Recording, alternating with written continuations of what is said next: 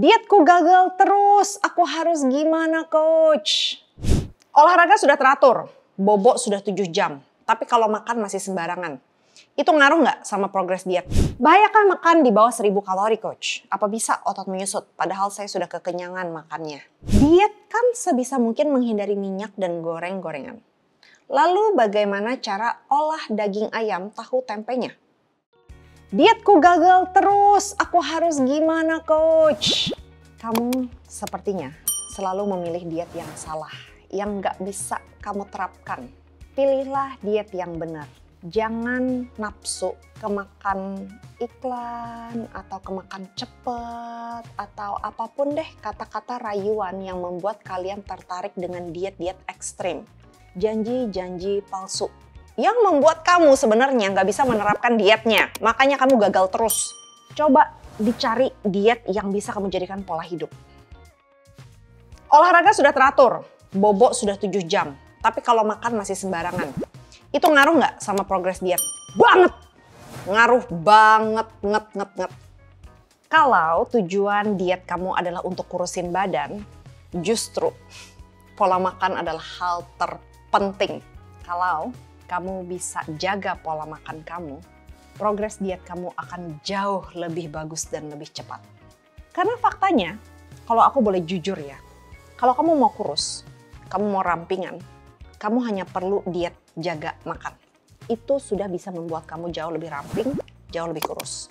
Tapi olahraga akan sangat membantu dari segi pembangunan massa otot, supaya kamu badannya walaupun kurusan pun tetap berbentuk, tetap bagus, enggak tepos, enggak geleweran, supaya kamu bisa fat loss, tapi masih bisa memaintain massa otot tubuh kamu.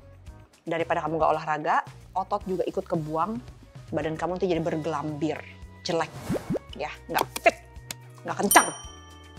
Tidur ini erat hubungannya sama makan dan juga olahraga sih. Kalau kamu kurang tidur, kamu otomatis pasti olahraganya nggak mungkin optimal karena kamu pasti capek. Terus kalau kamu kurang tidur, nah kenapa aku bilang erat sama makanan? Karena saat kita kurang tidur, itu kita lemes. Terus tubuh kita yang hanya mengerti bahwa kita ini lemes, dia pasti akan mengirim signal ke otak. Gue lemes, lo kasih gue makan. Ujung-ujungnya, kita yang keseringan, kecapean karena kurang tidur, akan suka mengidam-ngidam. Makanan yang manis-manis, makanan yang instan-instan, yang high palatable gitu ya, seperti kayak snacks gitu. Kenapa? Karena kita mencari energi instan, supaya badannya nggak lemes. Nah, makanya semua ini sebenarnya erat hubungannya. Tapi kalau kamu sudah melakukan olahraga dan tidurnya cukup, tapi kamu nggak jaga pola makan, wah udah nih, pasti nggak ada hasil dietnya. Kalau tujuan dietnya adalah untuk menguruskan badan. Aku udah jamin. Bahayakah makan di bawah 1000 kalori coach? Apa bisa otot menyusut padahal saya sudah kekenyangan makannya?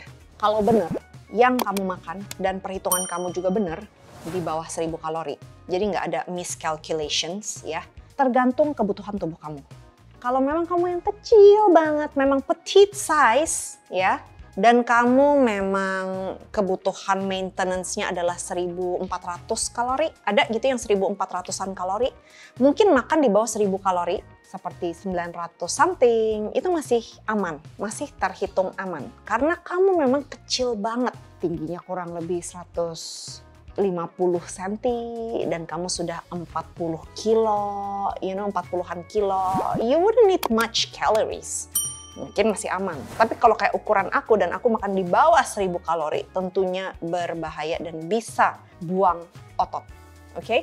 Dan aku tidak akan rekomen itu. Karena I'm pretty sure kalau aku makan, seukuran aku ya, makan di bawah 1000 kalori, bukan hanya otot terbuang, tapi nutrisi tubuh juga nggak mungkin bisa terpenuhi.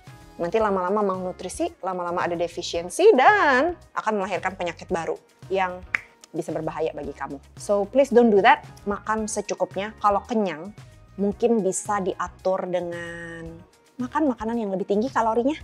Jadi masih bisa ketemu kalorinya, tapi kamu nggak terlalu kenyang. Makanan yang lebih tinggi kalorinya termasuk kacang-kacangan, alpukat yang mengandung lemak rada tinggi. Dan again, yang alami ya, jangan kayak gorengan, martabak, butter, don't do that.